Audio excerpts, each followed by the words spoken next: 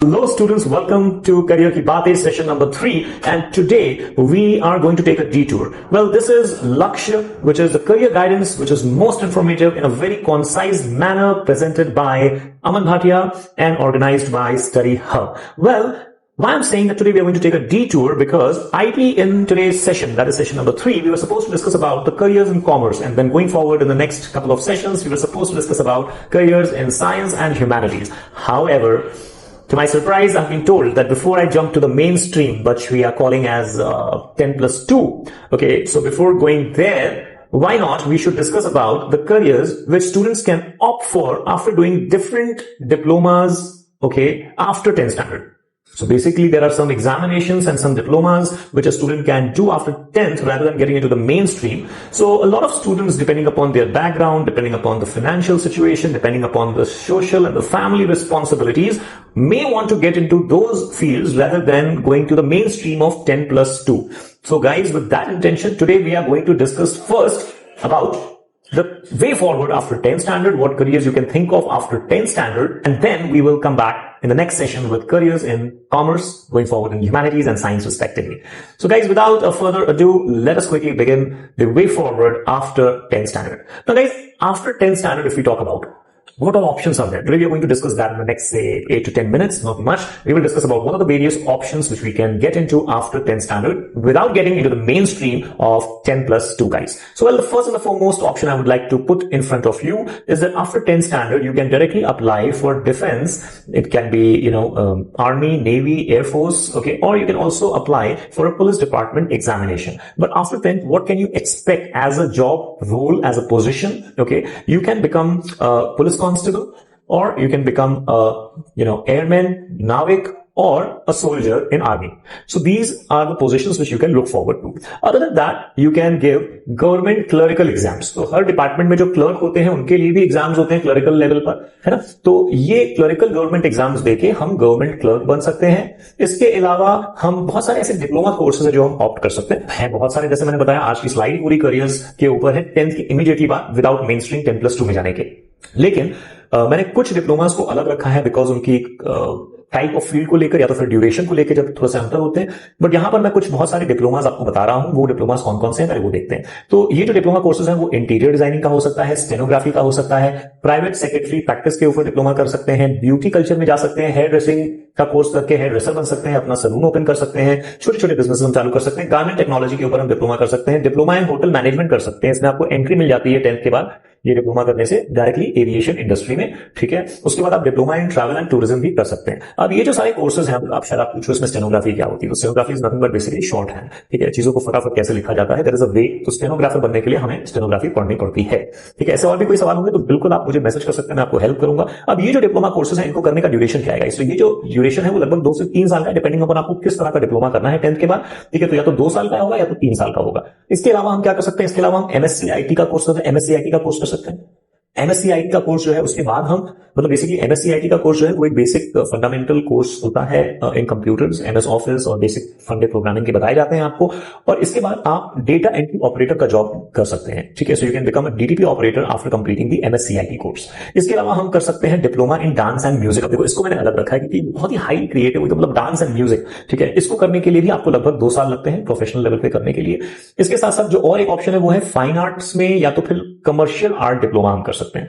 अब ये इसका ड्यूरेशन ज्यादा है, ये लगभग आपको 5 साल लगते हैं खत्म करने के लिए, ठीक है. तो ये कुछ ऑप्शंस हमारे पास है इमीडिएटली आफ्टर 10th स्टैंडर्ड. इसके अलावा और क्या क्या ऑप्शन है, ऑप्शंस बहुत सारे हैं, सब डिस्कस करते हैं एक एक करके. इसके अलावा हम कर सकते हैं डिप्लोमा इन फार्म मैनेजमेंट, जिसको एनिमल हस्बेंड्री भी बोलते हैं.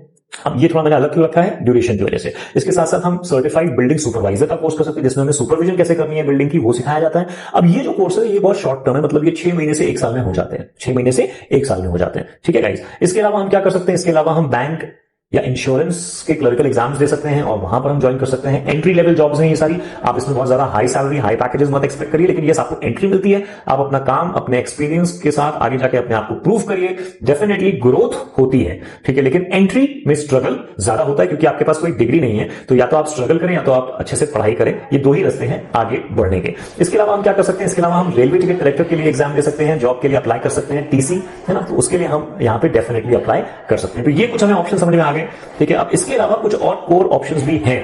कई बच्चे ऐसे होते हैं जैसे जिनको इंजीनियरिंग तो करना है लेकिन उनको मेन स्ट्रीम में जाके नहीं करना है, 10+2 नहीं लेना है।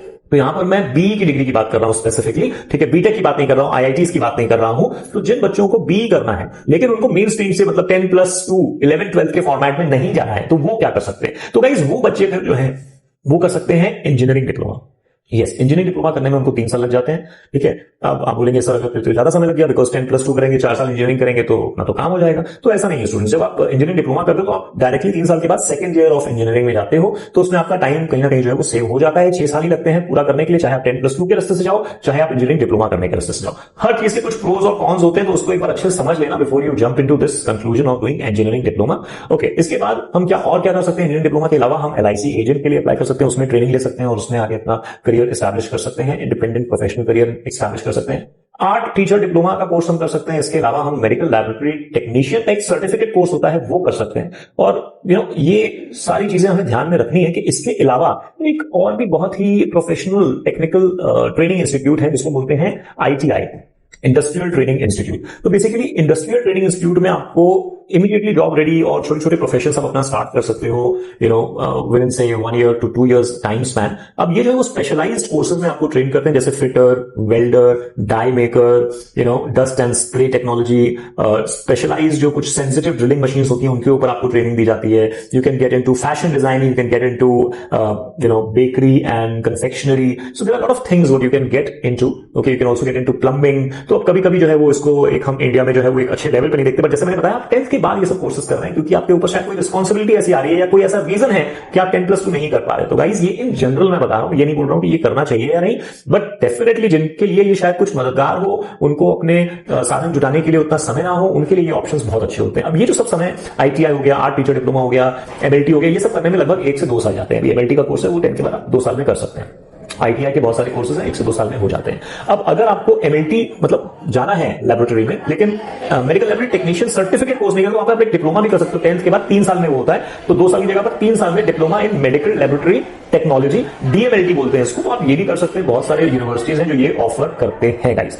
ओके, अब अगर हम ध्यान से समझें तो इंजीनियरिंग डिप्लोमा जो मतलब एक को यहां पर इंटरेस्ट हो सकता है बहुत सारे बच्चों का, इंजीनियरिंग डिप्लोमा करने के बाद खाली बी करना ये एक ओनली ऑप्शन नहीं रह जाता है। और भी चीजें हम कर सकते हैं, जैसे फॉर एग्जांपल हम इमीडिएटली अपना इंजीनियरिंग डिप्लोमा करने के बाद हम गवर्नमेंट के कॉन्ट्रैक्टर बन सकते हैं, सिविल कॉन्ट्रैक्टर बन सकते हैं या तो फिर इलेक्ट्रिकल कॉन्ट्रैक्टर बन सकते हैं, ठीक है। तो ये 2 ऑप्शन हमारे पास रहते ही हैं और हम इमीडिएटली वहां पे अपने कॉन्ट्रैक्ट्स लेके उनको डिलीवर करना शुरू कर सकते हैं। इसके अलावा हम आरटीओ इंस्पेक्टर के लिए अप्लाई कर सकते हैं, उसका एक एग्जाम होता है, वो देके आरटीओ इंस्पेक्टर बन सकते हैं। उसके अलावा आप क्या कर सकते हैं, वेल उसके अलावा जो इंजीनियरिंग डिप्लोमा के स्टूडेंट है ना, उनको मतलब ये एसोसिएशन है, associate membership of institution of engineers, AMIE, या तो फिर एक और ऑप्शन है institution of electronics and telecommunication engineers, ठीक है। अब इसमें थोड़ा समय ज्यादा लगता है, मतलब 3.5 साल लगते हैं, लेकिन इसका बेनिफिट ये है कि ये खत्म करने के बाद मतलब आपने 6.5 years दिए, ये करने के बाद आप एमपीएससी यूपीएससी की भी तैयारी कर सकते हैं, उसके एग्जाम्स आप दे सकते हैं via engineering diploma after 10th standard. ये एक तरीके का रूट है to apply for civil services of MPSC UPSC, ठीक है। तो ये बात हमें समझ में आ गई। अब मान लो कि नहीं सर हमने तो याद है आपको बोला था हमको बीई करना है, तो फिर बिल्कुल तुम इंजीनियरिंग डिप्लोमा के बाद बीई कर सकते हो, जो इंजीनियरिंग की डिग्री है। बीटेक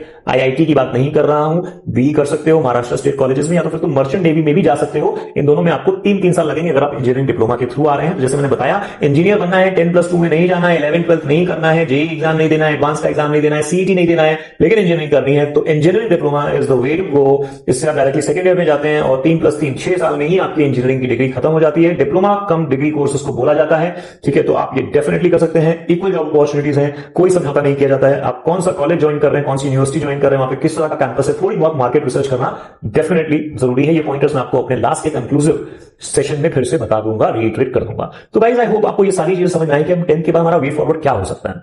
इसके अलावा डेफिनेटली मेन स्ट्रीम क्या है अपना 10+2 का कोर्स है, तो इसमें 2 साल लगते हैं गाइस, है ना। यही है हमारा कॉमर्स, साइंस या तो फिर ह्यूमैनिटीज, आर्ट्स जो हम रास्ता लेते हैं, तो हम 10+2 से ले सकते हैं, जिसको हम मेन स्ट्रीम बोल सकते हैं आफ्टर 10th के बाद जो मैक्सिमम बच्चे जिस रास्ते पर चलते हैं। तो गाइस आई होप आपको ये वे फॉरवर्ड सेशन समझ में आया, ठीक है। अब हम अपने नेक्स्ट सेशंस में बात करेंगे एक एक करके करियर्स इन कॉमर्स की, ह्यूमैनिटीज की, और फिर हम बात करेंगे साइंस की। साइंस का थोड़ा सा इलैबोरेटेड है क्योंकि उसमें और बहुत सारी चीजें हैं जो मैं बताना चाहता हूं आप लोगों को। तो अगर आप लोगों को ये सेशन पसंद आ रहे हैं गाइस और सब्सक्राइब नहीं किया है चैनल को, तो सब्सक्राइब करो, अपने फ्रेंड्स के साथ शेयर करो, बहुत सारे पेरेंट्स के साथ शेयर करो, उन्हें भी हेल्प होगी, उनकी भी थोड़ी आंखें खुलेंगी, उनको क्लैरिटी मिलेगी, ठीक है। और मैं चाहता हूं कि ये वीडियो जितने ज्यादा लोग देख पाए उतना ज्यादा मेरे लिए भी अच्छा है, ठीक है? तो come on guys, I hope I am giving you lot of informative sessions and I hope that you are liking all these sessions.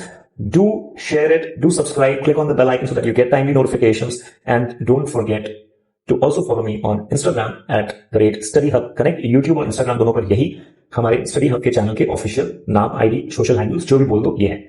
Alright guys, so do sure of what I have just said. Just don't simple sit and listen to the sessions. Go ahead and shout it out. Take care. I'll see you soon in the next session in which we'll be discussing about main career streams. Okay, till then, take care. This is Aman Bhatia signing off today. Bye bye. Take care.